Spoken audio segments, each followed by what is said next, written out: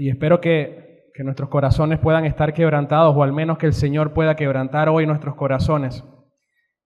Porque el Salmo que vamos a estudiar tiene sus cosas. Tal como mencionamos, a partir de hoy, por unas cuantas semanas más, si Dios los permite, estaremos predicando algunos salmos que hemos escogido para la edificación de nuestras almas. Y no es mi intención el día de hoy hacer una introducción completa con todas las peculiaridades que tiene el libro de los Salmos, pero sí quisiera que podamos saber que, como dijimos en los anuncios, lo que vamos a estar predicando pertenecen a una categoría llamada Salmos de Lamento o Salmos de Súplica, también se les conoce. Nosotros podríamos clasificar los salmos principalmente en salmos de lamento, en salmos de alabanza, salmos de acción de gracias, salmos de sabiduría, salmos mesiánicos y otros más. Diferentes eruditos de la palabra varían en los nombres de las categorías y añaden unos o quitan otros o simplemente tienen como subcategorías dentro de esta que ya hemos mencionado. Pero en esta serie nosotros estaremos predicando acerca de los salmos de lamento, los cuales expresan angustia, expresan dolor, expresan aflicción. Así que yo espero que hoy podamos sentirnos identificados con esto. Pero también estos salmos expresan la enorme necesidad que tenemos de la intervención de Dios en nuestra vida. Algo que supongo yo que todos necesitamos, ¿verdad que sí? Un autor identificó el libro de los Salmos como un espejo del alma, porque normalmente los salmos nos permiten experimentar lo profundo de nuestro interior. Nos vamos a sentir plenamente identificados muchas veces con lo que los salmistas dejan reflejado, con su dolor, con su lamento, con su sufrimiento, angustia, arrepentimiento, con sus peticiones delante de Dios. Pero también vamos a sentirnos identificados con la gratitud del salmista cuando ve la misericordia y la gracia de Dios. Vamos a vernos reflejados en la alabanza que hacen los salmistas al Dios de los cielos. Por eso nos encanta leer los salmos, porque podemos identificarnos fácilmente. Y es por eso que quizás sea el libro que nosotros más recordamos y son los pasajes que normalmente más compartimos o más vemos en las calles, en camisas, en stickers, en libretas, etc. Siempre son normalmente pasajes de los salmos. Y es que, hermanos, sea cual sea nuestra situación, siempre habrá un salmo para nosotros. Siempre. Estemos tristes, estemos felices, estemos atribulados, estemos llenos de gozo. Sea lo que sea, siempre hay un salmo disponible para nosotros para sentirnos identificados. Y quizás en este momento de tu vida tú puedas decir, bueno, pastor, pero es que yo no estoy como para leer salmos de lamento porque yo estoy bien. Yo no estoy afligido, estoy tranquilo, no tengo problemas. No estoy angustiado por absolutamente nada. Y aunque no parezca ser una realidad para ninguno de nosotros, suponiendo que por la gracia de Dios así sea, igualmente quiero que sepas que en algún momento de tu vida estarás en esa situación. De modo que te animo a que puedas estar muy atento a lo que Dios quiere decir por medio de su palabra. Si tú entiendes lo vulnerable que eres delante de Dios, si tú entiendes que eres pecador y que necesitas urgentemente la intervención de Dios en tu vida, entonces esto es para ti. Ahora, si tú no te ves a ti mismo como un pecador, o si no te ves a ti mismo vulnerable delante de Dios o necesitado de Dios, entonces quiero que sepas que esto también es para ti, porque te vas a dar cuenta que la realidad que estás viendo no es necesariamente como la estás pensando. Así que, hermanos, vamos a orar y vamos a pedirle al Señor que sea con nosotros en este tiempo y que nos permita valorar y atesorar lo que estaremos aprendiendo en el contenido de los salmos, que son también su palabra revelada. Amén. Oremos, hermanos. Bendito Dios, te damos gracias una vez más por la oportunidad de estar acá, Señor, de escuchar tu palabra, de estar reunidos en tu nombre. Te pedimos, Señor, que tú puedas quebrantar nuestro corazón, que tú puedas traer a nuestra mente, Señor, o que tú nos ayudes a sentirnos identificados con lo que los salmistas quieren expresar en este libro. Oh Señor, hoy entendemos lo necesitados que estamos de ti. Ayúdanos, Señor, a recordarnos cada instante de nuestras vidas, cada segundo, que somos pecadores, que somos débiles, que somos frágiles, Señor, que podemos caer donde pensamos que no podemos caer. Y es por eso, Señor, que necesitamos más y más de ti de tu gracia y de tu misericordia. Ayúdanos, oh Dios, en este día, para tu gloria, en el nombre de Jesús. Amén. Hermanos, hoy estaremos aprendiendo y reflexionando sobre el Salmo 6. Así que por favor acompáñenme en sus Biblias. Abran sus Biblias en el Salmo 6. Evidentemente vamos a considerar todo el Salmo, los 10 versículos.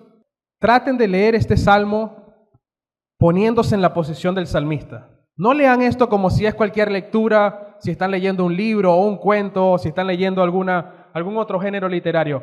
Tengan en cuenta la aflicción del salmista, lo que él está viviendo, y siéntelo para ti mismo. Dice: Señor, no me reprendas en tu ira, ni me castigues en tu furor. Ten piedad de mí, Señor, porque estoy sin fuerza. Sáname, Señor, porque mis huesos se estremecen. Mi alma también está muy angustiada, y tú, oh Señor, ¿hasta cuándo? Vuélvete, Señor, rescata mi alma, sálvame por tu misericordia, porque no hay en la muerte memoria de ti. En el Seol, ¿quién te da gracias? Cansado estoy de mis gemidos, todas las noches inundo de llanto mi lecho. Con mis lágrimas riego mi cama, se consumen de sufrir mis ojos, han envejecido a causa de todos mis adversarios. Apártense de mí, todos ustedes que hacen iniquidad, porque el Señor ha oído la voz de mi llanto. El Señor ha escuchado mi súplica, el Señor recibe mi oración. Todos mis enemigos serán avergonzados y se turbarán en gran manera, se volverán y de repente serán avergonzados. Amén. Hermanos, es más que obvia la desesperación del salmista en esta porción de las Escrituras, ¿verdad que sí? Es más que obvio que está desesperado. David, quien es el autor, se siente profundamente angustiado y se nota fácilmente el sufrimiento que tiene a causa de un pecado, pero un pecado que no menciona el texto, un pecado que no sabemos cuál es, pero que está implícito, porque él está suplicando por la misericordia de Dios. Hay algo que pasó. Él sabe que ha pecado, él sabe que ha fallado delante de Dios, y David entiende que por eso él tiene que ser disciplinado por Dios. Así empieza él su clamor. Dice: Señor, no me reprendas en tu ira, no me castigues en tu furor. Es obvio que ha pasado algo. Si no hubiese pasado nada, si David no hubiese cometido alguna falta delante del Señor, no tendría necesidad de decir lo que está diciendo. Él se sentía como un miserable delante de Dios y necesitaba desesperadamente su misericordia para consolar su corazón atribulado y angustiado. Por eso yo he titulado este sermón como Un miserable en busca de misericordia. Un miserable en busca de misericordia. Y lo que quisiera que estuviera en nuestras mentes, hermanos, a lo largo del sermón, es que el Señor da misericordia al miserable que acude a Él con un corazón quebrantado. No se compliquen tanto quizás en las palabras un poco técnicas, no está tan difícil de entenderlo. El Señor, Dios, da misericordia al miserable que acude a Él con un corazón quebrantado. Y vamos a ver nuestro texto a la luz de 3 puntos. Del versículo 1 al 5 vamos a ver una súplica angustiante. Del versículo 6 al 7 vamos a ver una condición agotante. Y los últimos versículos del 8 al 10 vamos a ver una esperanza confortante. Así lo vamos a dividir. El salmista empieza diciendo: Señor, no me reprendas en tu ira, ni me castigues en tu furor. Ten piedad de mí, Señor, porque estoy sin fuerza. Sáname, Señor, porque mis huesos se estremecen. Hermanos, esta súplica que vemos reflejada en este salmo es la súplica de un hombre que está enfermo. David está enfermo y podemos entenderlo por expresiones como estoy sin fuerza o mis huesos se estremecen. En otras versiones dice porque estoy enfermo, literalmente.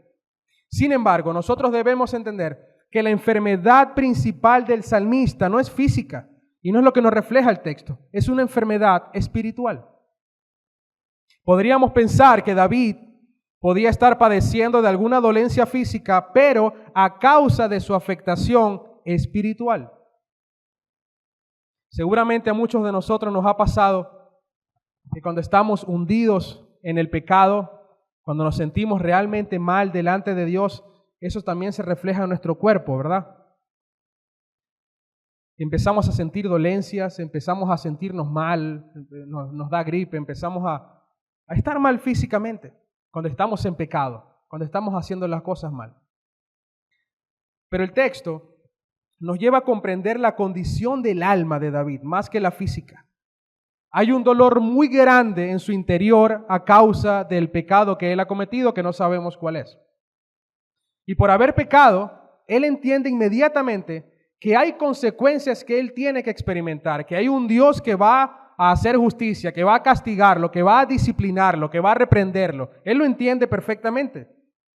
Porque Dios, quien es un Dios amoroso y compasivo, también es un Dios perfectamente santo, que aborrece la iniquidad y disciplina a aquellos a quien Él ha decidido amar. Miren lo que dice Hebreos capítulo 12, versículo 6. Porque el Señor al que ama, disciplina y azota al todo el que recibe por hijo. Y hermanos, es que una de las formas en la que nosotros vamos a crecer en carácter y en madurez y a acercarnos más a la santidad de Dios y a la imagen de Jesucristo es recibiendo su disciplina cuando fallamos. Lo que pasa es que no nos gusta tanto eso, pero es así Dios lo ha decidido. Muchas veces Dios permite que nosotros podamos experimentar lo que el pecado nos da y así podamos sentir el dolor, la angustia, la agonía y la necesidad tan grande que tenemos de su misericordia, de su piedad y de su perdón.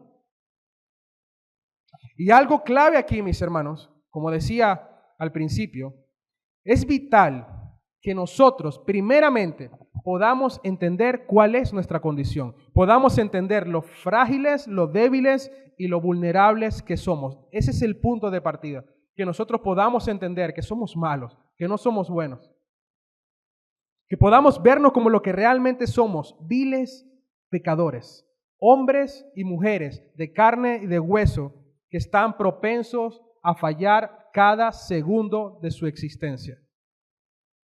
En otras palabras, tal como el salmista, nosotros somos, hermanos, esos miserables que necesitamos la misericordia de Dios.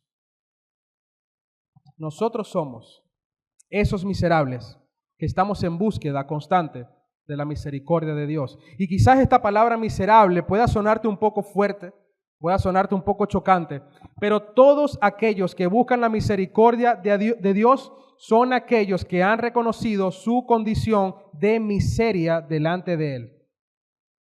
La pregunta es, ¿qué tanto hemos reconocido nuestra miseria? ¿Y qué tanto hemos reconocido nuestra incapacidad delante de Dios? Esa es la pregunta. ¿Qué tanto hemos reconocido nuestra miseria y nuestra incapacidad delante de Dios? Saben, lamentablemente muchas veces nos damos cuenta cuando estamos en una situación tan grave y tan angustiante como en la que estaba el salmista en nuestro texto. Cuando viene quizás alguna enfermedad mortal, cuando caemos en una depresión profunda, por ejemplo, cuando viene una desgracia de cualquier índole a nuestra vida, cuando caemos en un pecado grave, sea cual sea, son en esos momentos donde nosotros entonces alzamos nuestra mirada y nos damos cuenta y decimos, Señor, yo no soy nadie, no soy nada, soy tan frágil, soy tan débil, no soy nadie y no puedo resolver nada de lo que esté sucediendo, no está a mi alcance, soy incapaz, no puedo hacer nada, soy débil. Pero tú, oh Señor, y el pero da el contraste maravilloso porque todo es para la gloria de Dios. Yo no soy nadie, pero tú, oh Señor, tú eres todo. Tú eres todo. Tú eres el único que puede tener compasión. Tú eres el único que puede tener misericordia de este simple mortal. Tú, bendito y grandioso Dios, yo no soy nadie, tú eres todo. Y si no hay nada que se pueda hacer para cambiar la circunstancia que sea, tú, Señor, eres lo suficientemente poderoso para mostrar tu bondad, perdonar mis pecados y traer la paz que mi alma necesita. Tú, oh Señor, puedes hacerlo. Hermanos, podemos ver lo profundo de la súplica de un corazón verdaderamente quebrantado. ¿Tú has orado así en algún momento? Podemos darnos cuenta de la súplica, del lamento que tiene el salmista por haber pecado. Podemos ver por qué David empieza diciendo Señor. Fíjense la primera palabra del Salmo. ¿Qué dice? Señor. Así empieza David. Está hablándole a su Padre, está hablándole al Dios de los cielos, al único que puede socorrer su angustia. Empieza diciendo Señor, porque solo el Señor puede socorrer un corazón tan angustiado como ese. Pero a pesar de eso, David tenía clara su falla, como dijimos, y tenía clara la corrección del Señor hacia él. Y de hecho en su súplica, él no pide porque Dios no lo discipline. Fíjense esto, él no está pidiendo inmunidad de juicio. Él sabe que le tocaba y él sabe que Dios va a hacer algo con él. Él lo sabe, él está claro de eso. Pero David ora pidiendo al Señor que en esa disciplina que le viene, él lo haga sin enojo. Verso 1, Señor, no me reprendas en tu ira, ni me castigues en tu furor. Hermanos, David no huye de la corrección. David no le está diciendo al Señor, Señor, no me castigues. Él sabe que lo merece. Él no está huyendo, ni le pide a Dios que no lo corrija, pero sí le está pidiendo que por favor no lo haga en su ira, en su furor, en su enojo. Es como si David dijera, tú Señor eres mi Padre, yo sé que tú me amas y sé que puedo acudir a ti en todo momento, pero también sé que eres el gran juez y que tengo que rendirte cuentas. Yo lo sé.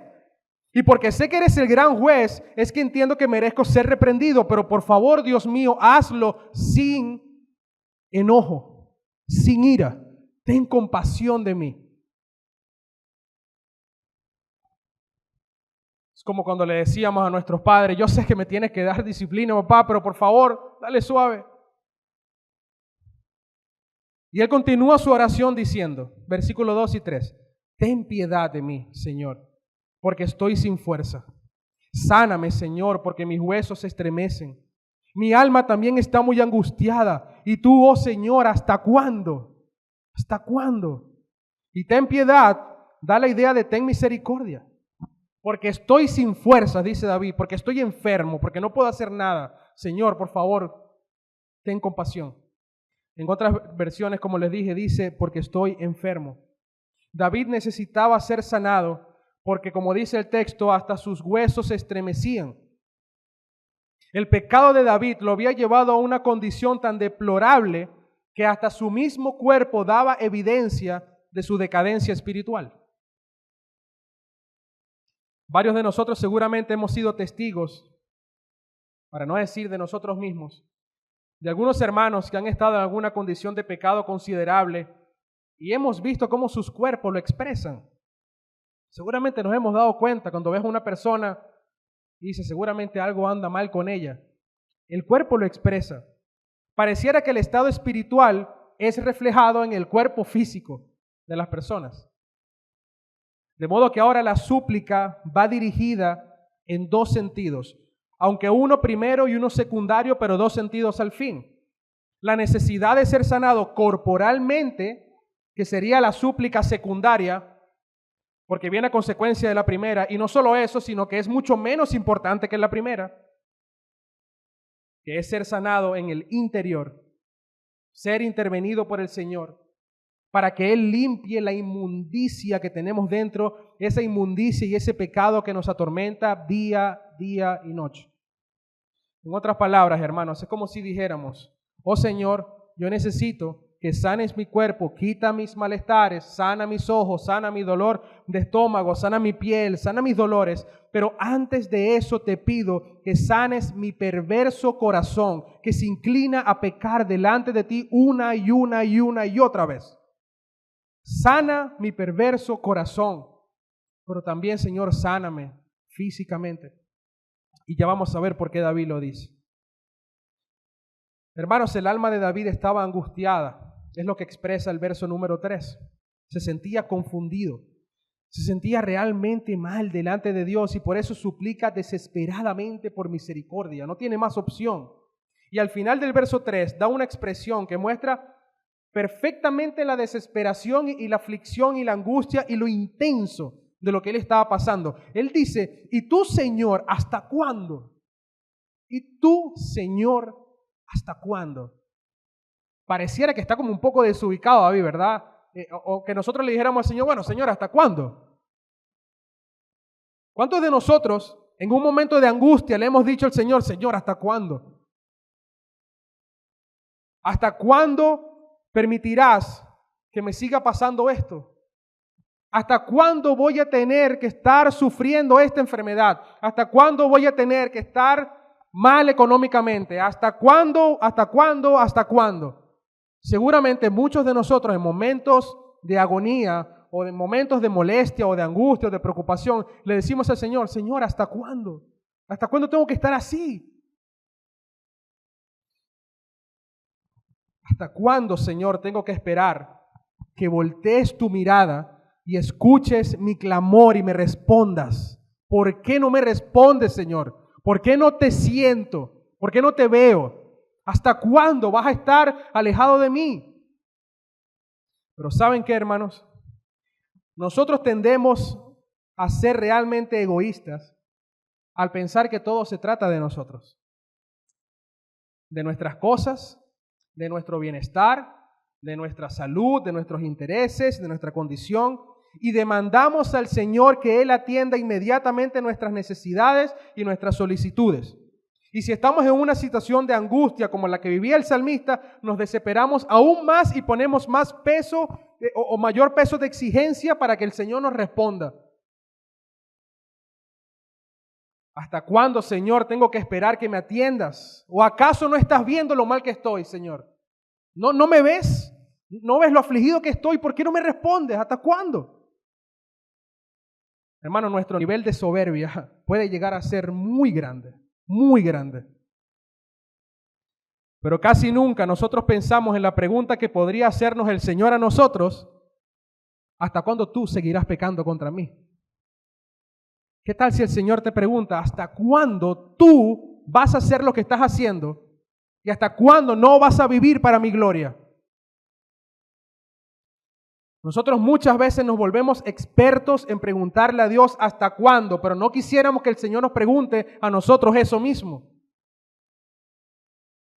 Hermanos, ninguno de nosotros quisiéramos estar en la condición que estaba Job cuando el Señor le habló. ¿Recuerdan capítulo 38 en adelante? Y algo de eso hablábamos en las iglesias en casa de Manzanares. Ninguno de nosotros quisiéramos estar en esa posición. Cuando Dios le habló a Job en el capítulo 38, cuando le dice, ciñe tus lomos que tengo algunas preguntas para ti y tú me responderás. Pero me gusta muchísimo más como lo expresa en la versión NTV porque está más claro. Dice, Dios a Job, prepárate, muestra tu hombría porque tengo algunas preguntas para ti y tendrás que contestarlas. ¿Tú te imaginas que el Señor te diga eso a ti? Muestra tu hombría. Si eres tan bueno como tú crees que eres, entonces yo tengo algunas preguntas para ti y vas a tener que responderlas, no vas a poder huir.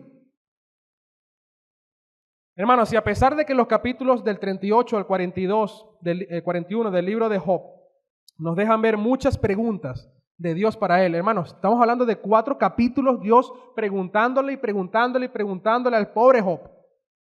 Solamente con nosotros ver algunas de estas preguntas sería suficiente para callarnos la boca, así como Dios le calló la boca a Job, y para que se ubicara y sintiese vergüenza y humillación absoluta. En otras palabras, para que se ubicara y entendiera quién era él y quién era el Dios de los cielos, porque de esto se trata, y que nosotros pensemos quiénes somos nosotros y quién es Dios, porque créanme, la diferencia es infinita. Miren algunas de estas preguntas, sin desconectarnos mucho del texto, algunas preguntas que le decía Dios a Job. ¿Dónde estabas tú cuando puse los cimientos de la tierra? Imagínate que Dios te preguntara eso a ti, que crees que sabes mucho. ¿Dónde estabas tú cuando puse los cimientos de la tierra? Dímelo, ya que sabes tanto. ¿Quién decidió sus dimensiones y extendió la cinta de medir? ¿Alguna vez has ordenado que aparezca la mañana o has causado que el amanecer se levante por el oriente? ¿Sabes dónde se encuentran las puertas de la muerte? ¿Tienes idea de la magnitud de la tierra? Dímelo si es que lo sabes, dice Dios. ¿Puedes hacer que aparezca el relámpago y que caiga hacia donde lo dirijas? ¿Quién da la intuición al corazón y el instinto a la mente? ¿Quién es lo suficientemente sabio para contar las nubes? Hermano, y así muchas preguntas más, hasta que Job, lo único que pudo decirle, unas pocas pequeñas palabras que le dijo al Señor, pero resumiéndolo en el versículo 6 del capítulo 42 es: me retracto de todo lo que dije y me siento en polvo y ceniza en señal de arrepentimiento. Es como si Job dijera: Señor, perdóname, no tengo más nada que decir. Hermanos, ¿hasta cuándo Dios tendrá que lidiar con nosotros, pecadores? ¿Hasta cuándo? Saben, su gracia y su bondad es manifiesta en nosotros en cada instante de nuestras vidas. ¿Saben por qué? Porque en cada instante de nuestras vidas nosotros pecamos y caemos. La pregunta para nosotros sigue siendo: ¿qué tan miserables pensamos que somos y qué tanto entendemos lo necesitados que estamos de buscar la misericordia de Dios? Repito, de ahí parte todo. ¿Qué tan miserable crees que eres delante de Dios? ¿Hasta cuándo, hermanos, vamos a seguir pensando que Dios no tiene misericordia de nosotros? ¿Has pensado eso alguna vez en algún momento de angustia? Señor, pero pareciera que tú no tienes misericordia conmigo porque tengo años con este problema. ¿Hasta cuándo nosotros vamos a seguir pensando que el Dios perfectamente misericordioso no tiene misericordia de nosotros? David estaba tan desesperado que le preguntaba eso a Dios: ¿hasta cuándo? Y la idea, hermano, es que te conectes con esto. ¿Hasta cuándo?, le preguntaba a David. Estaba supremamente atribulado. Y continúa su súplica en los versos 4 y 5 diciendo: vuélvete, Señor, rescata mi alma, sálvame por tu misericordia, porque no hay en la muerte memoria de ti. En el Seol, ¿quién te da gracias? Fíjense que David no dice: Señor, sálvame por mis méritos, sálvame por mis buenas obras, sálvame, Señor, por todas las veces que yo me he arrepentido y he hecho cosas buenas. No, David está diciendo: sálvame, Señor, por tu misericordia, solo por eso. Es la única opción que tiene David de ser perdonado y salvado de su situación de miseria, la única, la misericordia de Dios. Él sentía lejos al Señor y es por eso que David le dice: vuélvete, vuélvete, oh Señor, rescata mi alma. Esa palabra vuélvete da la idea de regresar al punto de partida. Y a pesar de que Dios no está lejos de la vida y de la situación de David, David así lo sentía. Él sentía que Dios estaba lejos, así como nosotros hemos sentido muchas veces que Dios está lejos porque no nos responde. David le había dado la espalda al Señor, pero había vuelto en arrepentimiento. Y ahora lo que él buscaba era una respuesta de ese Dios todopoderoso. Esperaba una reacción del juez justo, pero que a su vez es un Dios de amor, de misericordia, de piedad, de compasión. Y así como David se sentía solo, sentía que Dios estaba lejos, repito, estoy seguro que muchos de nosotros lo hemos experimentado. Dios siempre está, eso es seguro, porque Él ha prometido estar con nosotros hasta el fin del mundo. Dios está con sus hijos, eso es una realidad. Su Santo Espíritu habita en el corazón de todos aquellos que han creído en Cristo. Es una realidad, pero también es una realidad que cuando pecamos en contra de Él, muchas veces lo sentimos lejos, lo sentimos distante. Nuestra comunión cercana con Él es afectada al punto de sentir que no estamos cerca de Dios. Y David aún no había sido restaurado por el Señor. Todavía se encuentra en esa condición lamentable de miseria y de angustia, y por eso él suplica ser rescatado rápidamente. Y por eso él apela a su misericordia, y no solo con estas palabras del verso 4, sino que en el 5 él dice, porque no hay en la muerte memoria de ti. En el Seol, ¿quién te da gracias? Mediten en esa frase por un momento. Porque no hay en la muerte memoria de ti. En el Seol, ¿quién te da gracias? Este versículo es usado, o ha sido usado y se ha tergiversado por muchas sectas, por muchas denominaciones que están en lo incorrecto.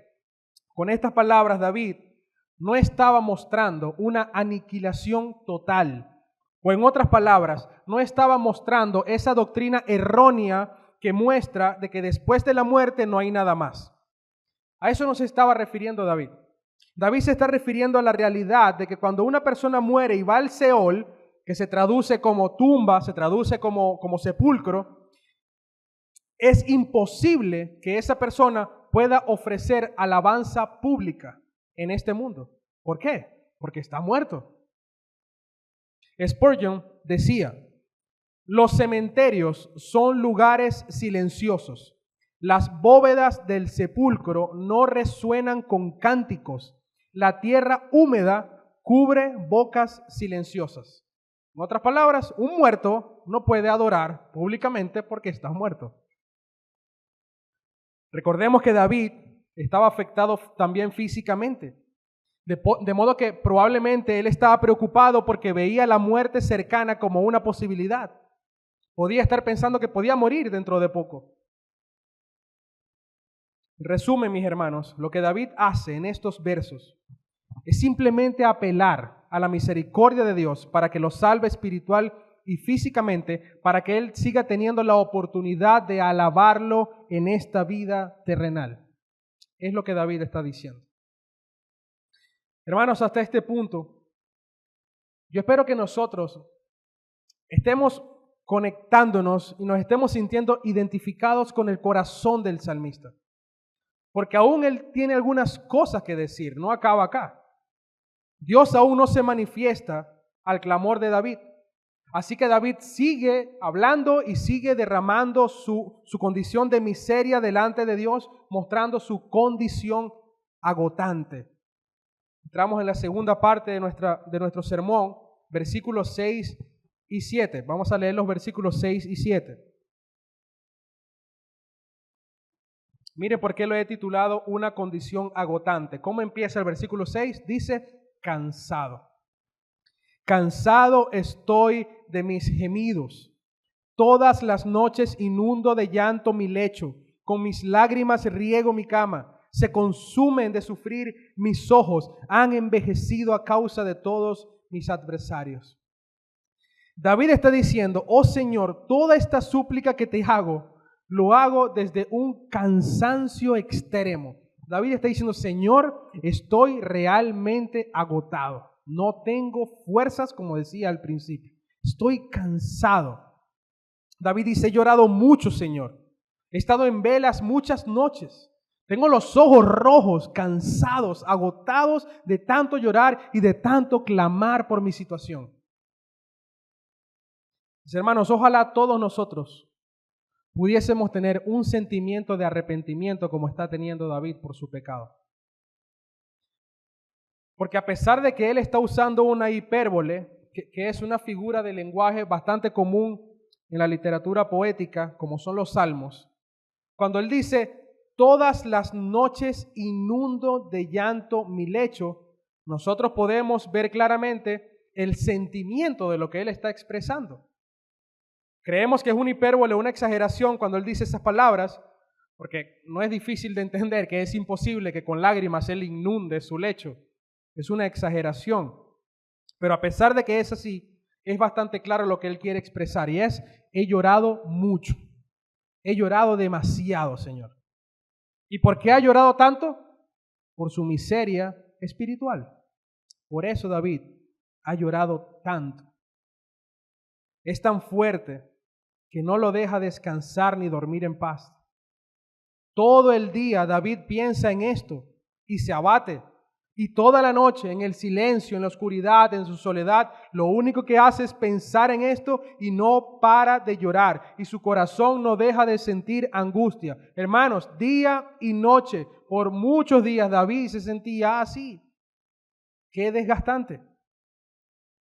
Y por eso, obviamente, David estaba enfermo físicamente, porque no podía dormir. Si nosotros no dormimos, eso se va a expresar en nuestros cuerpos.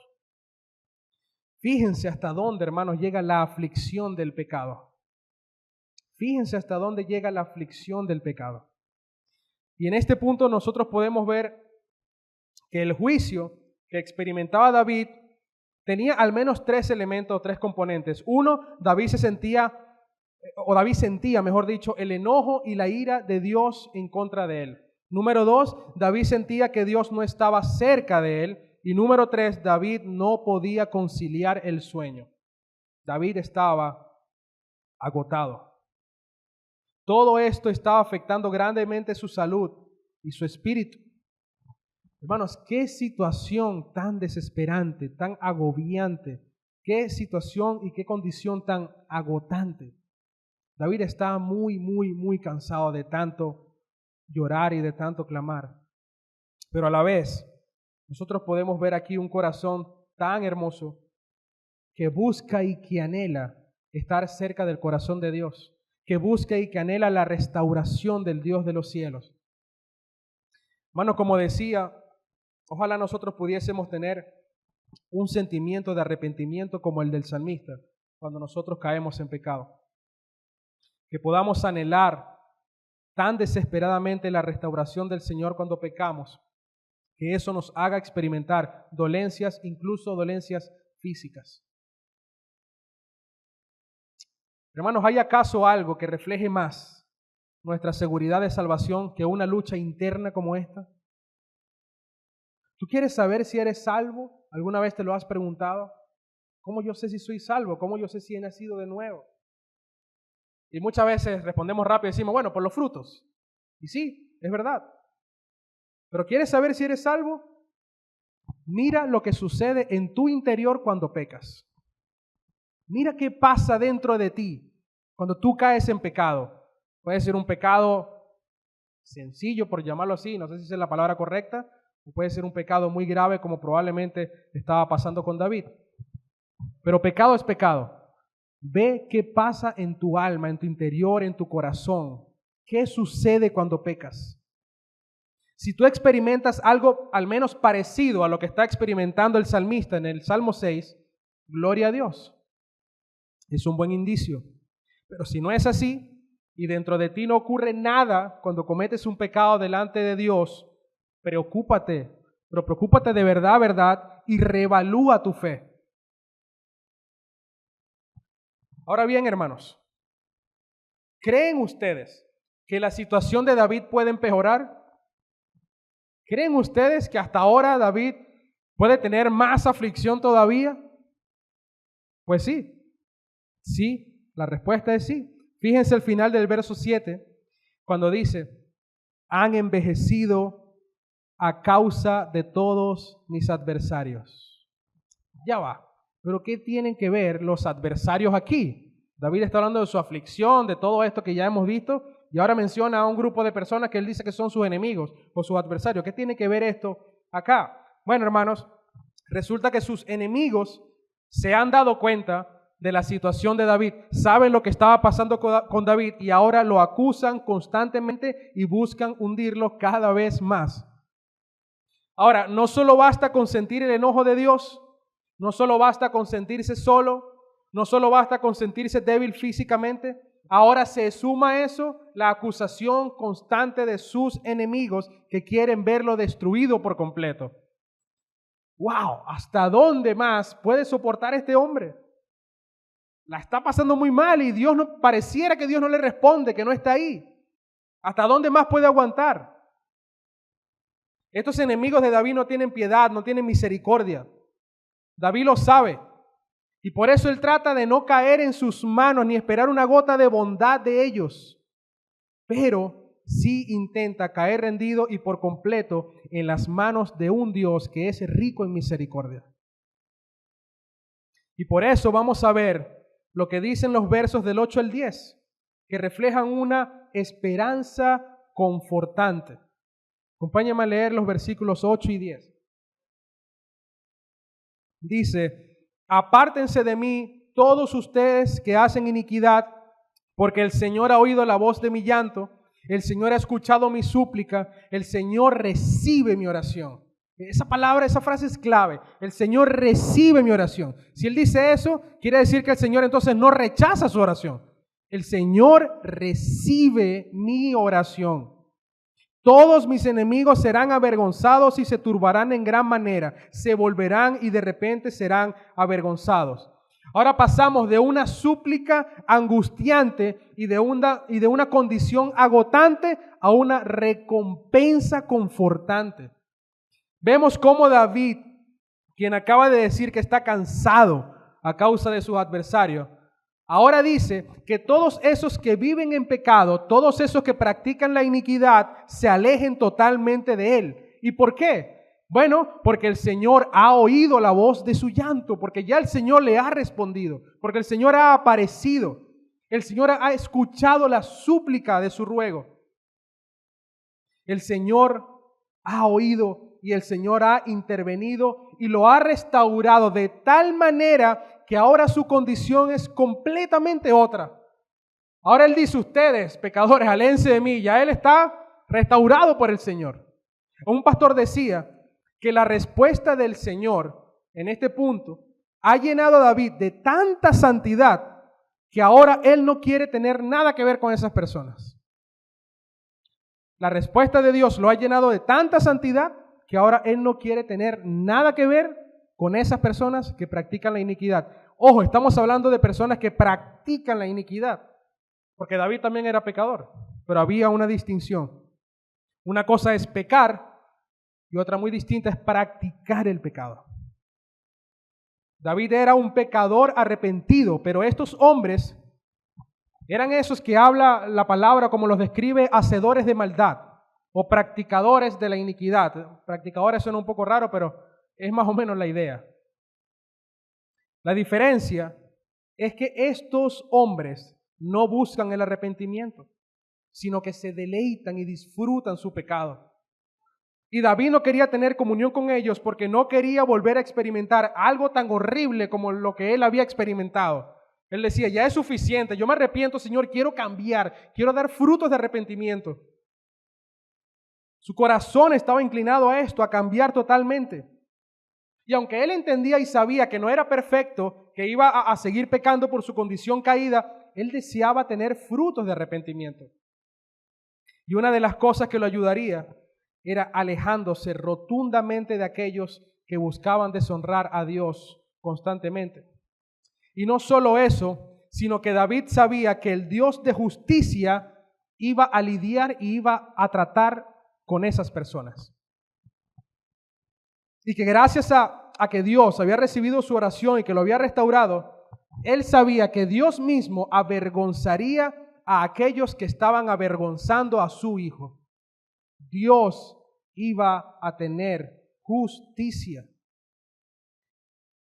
Tú que escuchas esto y te identificas quizás con ese grupo de personas que están cómodas en su pecado. Y no solo eso, sino que acusan constantemente a los cristianos y se burlan constantemente de los cristianos a causa de su fe. Ten cuidado, porque el gran juez, el Dios Todopoderoso, hace justicia y llegará un día donde estarás delante de Él y tendrás que rendir cuenta por todo lo que tú hiciste. Ten cuidado.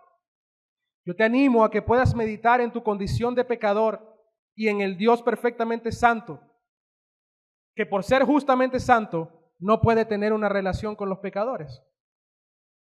Pero hay una buena noticia, y es que Él decidió abrir el camino para que tú puedas reconciliarte con Él. Él ha enviado a su Hijo Jesucristo a este mundo para ponerse en nuestra posición, cargar nuestros pecados y recibir el castigo que nosotros merecíamos recibir. Así que, al igual que David, es necesario que te arrepientas genuinamente de tus pecados y corras a los pies de aquel quien es el único que puede justificarte delante de Dios, el único. Cree en Cristo y serás salvo.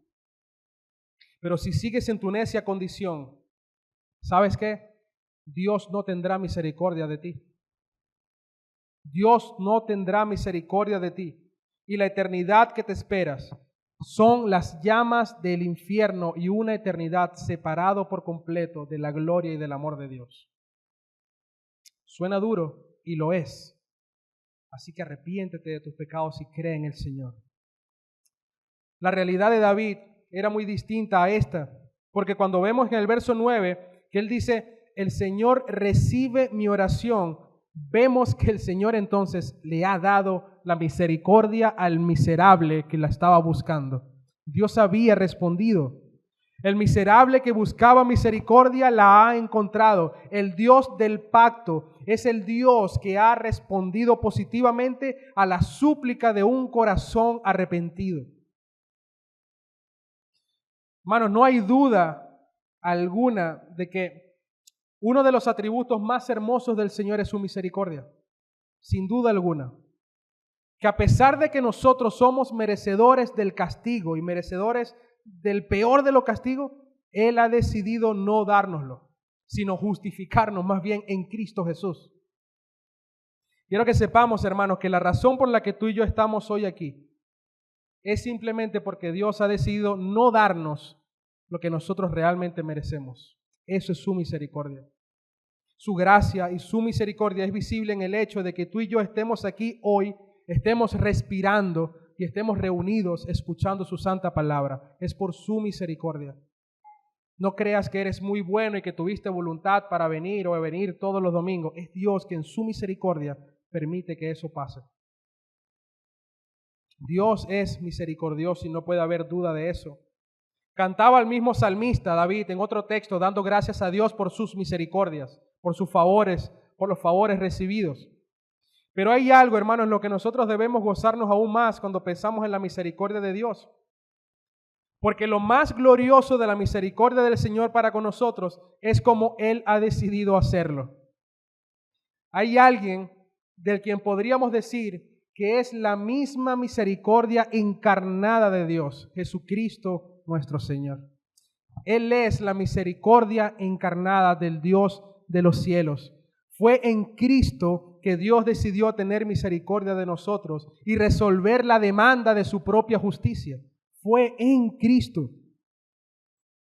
Fue en Él que Dios descargó sobre Él toda su ira.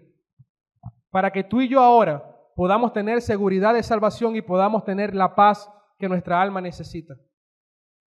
Jesucristo vio la miseria de los escogidos de Dios y decidió cargar y decidió caminar con esa miseria hasta la cruz del Calvario, donde derramó toda su sangre para pagar la culpa que nosotros teníamos delante del Padre.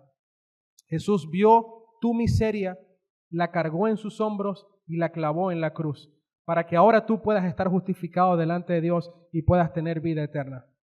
Ese es el amor de nuestro Señor. Hermanos, este salmo es un salmo muy sentimental, con emociones fuertes, que definitivamente nos llevan a reflexionar en muchas cosas y en muchos sentidos, pero sobre todo nos lleva a reflexionar en lo vulnerable que nosotros somos y lo necesitado que estamos de la intervención divina para ser perdonados y para ser consolados, tal como David fue consolado por el Señor. Así que al igual que el salmista, cuando fallemos delante del Señor, ¿saben qué debemos hacer? Buscarlo desesperadamente, arrepentirnos de nuestros pecados y buscar su misericordia desesperadamente para que Él pueda limpiar nuestro corazón y pueda ayudarnos a seguir adelante. Eso es lo que necesitamos, hermanos. El Señor es bueno y es fiel y dice su palabra que para siempre, por los siglos de los siglos, es su misericordia. Amén. Vamos a orar. Ponte de pie. Vamos a orar y a alabar a ese gran Dios. Oh bendito Dios, bendito Señor nuestro. Tú eres tan grande, Señor. No hay tantas palabras para describir lo grande que eres.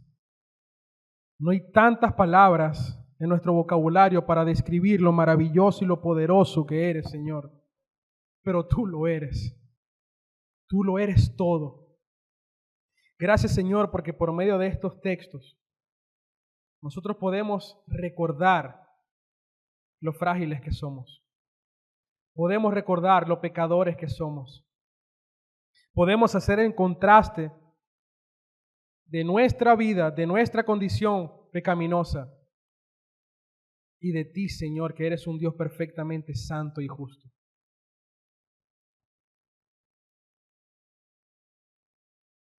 Nuestra mente finita tampoco podría entender todo lo que abarca el amor de Jesús. Señor, todavía no llegamos a entender del todo cómo tú tuviste misericordia con nosotros. No podemos entender, Señor, cómo tú te humillaste y volteaste tu mirada hacia abajo para fijarte en simples mortales y pecadores como nosotros. No lo entendemos, Señor, pero te damos gracias, porque así tú lo decidiste por el beneplácito de tu voluntad. Tú decidiste que así fuera, Señor, y nosotros te damos gloria por eso.